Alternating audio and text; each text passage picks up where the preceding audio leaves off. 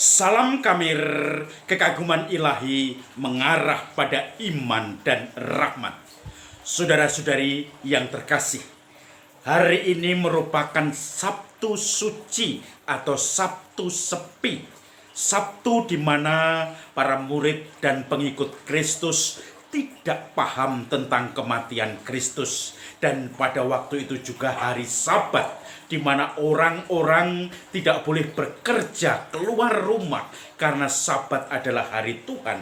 Maka para murid, entah itu wanita-wanita atau para rasul, dalam kebingungan karena siapa, yaitu tokoh yang diandalkan, ternyata wafat disalib dan dimakamkan.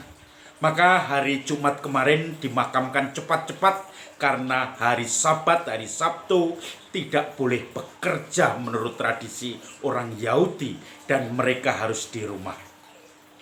Saya membayangkan itu seperti kalau di Bali itu nyepi. Bagaimana orang tidak boleh masak, orang tidak boleh keluar rumah, menyalakan lampu, dan kemudian akhirnya tidak bisa bepergian keluar rumah. Hanya di rumah. Kalau orang sudah rutin, kemudian sudah menyiapkan segala sesuatu, tidak akan khawatir atau kemerungsung. Tetapi kalau ini tiba-tiba guru yang mereka anggap sebagai Tuhan itu wafat disalib. Dan hari ini juga, dulu ketika saya tugas di Jakarta, saya tidak tahu bahwa ada ibadat Sabtu Sepi. Sebetulnya ibadat ini atau Sabtu pagi ketika malamnya itu ada malam Vigili Paskah. Dan Sabtu pagi itu bisa diisi dengan ibadat di gereja, selalu diisi dengan ibadat harian, tapi juga di rumah-rumah umat bisa juga beribadat sendiri. Waktu itu saya mengatakan ya tidak ada ibadat di gereja, tapi saya satu rumah dengan seorang romo ahli liturgi, yaitu Romo Vossen Waskito, yang sekarang sudah pulang ke Belanda dan kelihatannya sudah juga dipanggil Tuhan di sana karena sudah sepuh pada waktu itu dan kena kanker dalam lidahnya. Maka saudara-saudari, saya baru tahu Sabtu Sepi diisi untuk menemani kegalauan, ketakutan, kekhawatiran, ketidakjelasan para murid dan juga wanita-wanita yang percaya pada Yesus. Walaupun mereka tahu bahwa Yesus wafat dimakamkan, tetapi ada benih-benih kepercayaan mereka, keyakinan. Karena kita tahu Yusuf dari Arimatea itu juga mengajukan untuk dimakamkan.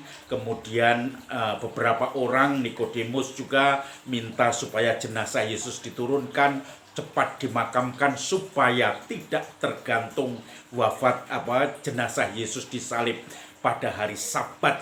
Karena Sabat hari Tuhan, semua harus bersih. Maka saudara-saudari yang terkasih, suasana hari ini, kalau kita mengenang benang merahnya Trihari Suci ini adalah sesuatu yang bagi saya menarik sekali. Yesus sudah merasakan bahwa saatnya sudah tiba, maka dia pun membuat perjamuan terakhir Paskah bersama murid-muridnya. Dan dalam hari Kamis Putih, kita rayakan Kamis Putih itu, ada Ekaristi, perayaan Paskah Yahudi yang makan roti dan minum anggur. Roti tak beragi dan sayur pahit menggambarkan perjalanan susahnya, suka dukanya ketika mereka sebagai budak dan keluar dari Mesir dalam perjalanan menuju tanah terjanji diulang kembali. Dan bagaimana Yahweh menyelamatkan mereka dari perbudakan.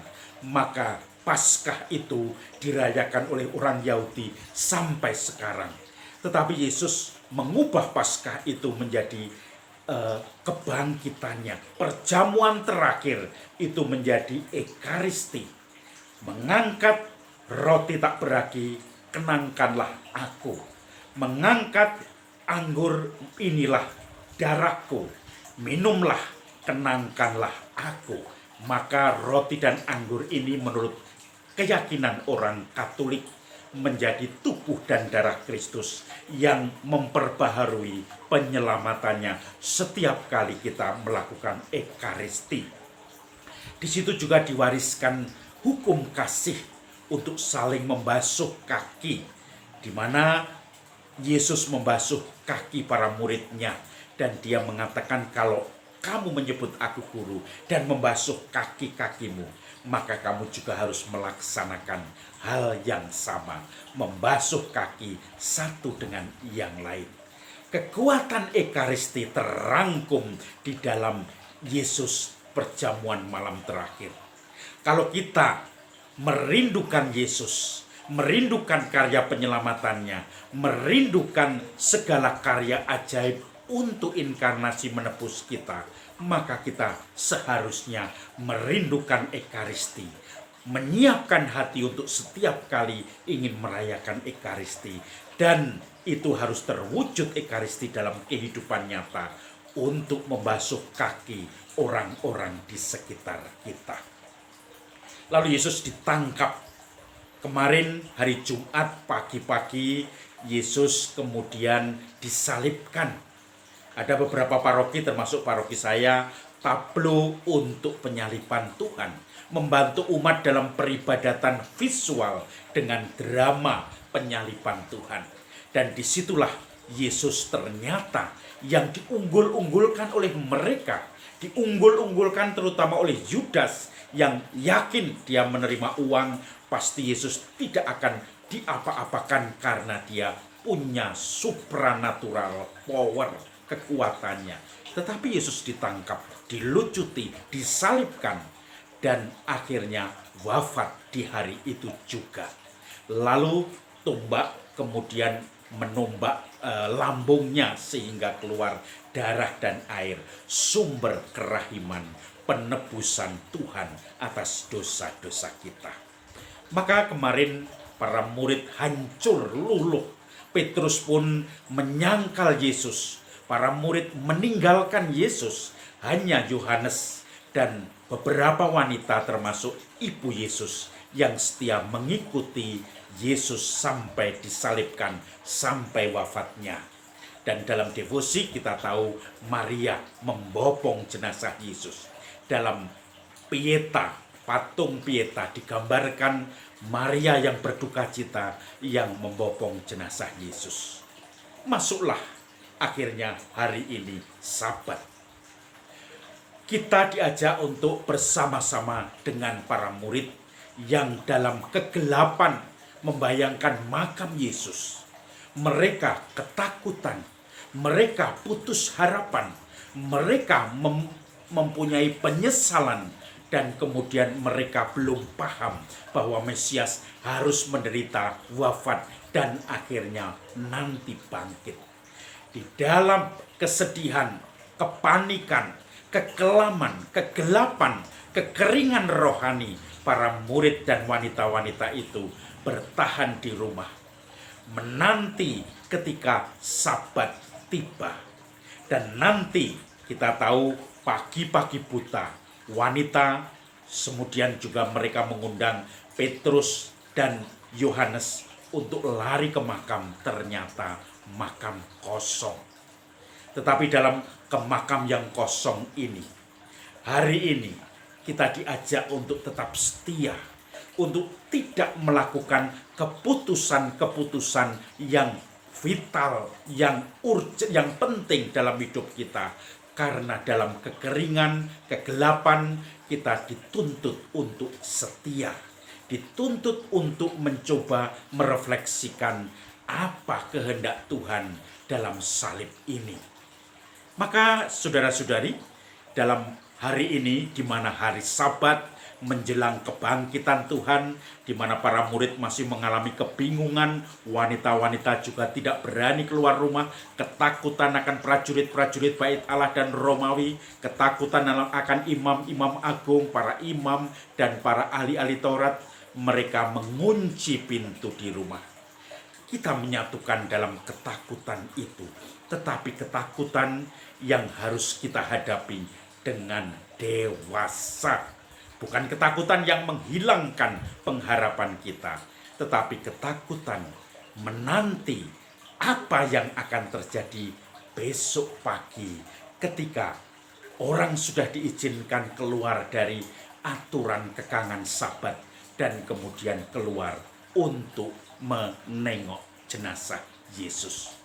Tentu Maria Magdalena dan para wanita itu dalam hati punya harapan. Di balik itu ketidakpercayaan, ada kepercayaan karena di situ dia berharap sesuatu terjadi.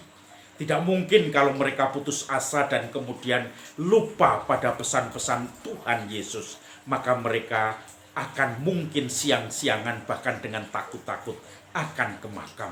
Tetapi pagi-pagi buta, tidak sabar, tetapi dalam segala kecemasan, ketergesa-gesaan, mereka kemudian lari ke makam dan menemukan makam kosong. Semakin mereka bingung, tetapi di balik kebingungan ada secercah harapan. Ada apa ini? Makam kosong.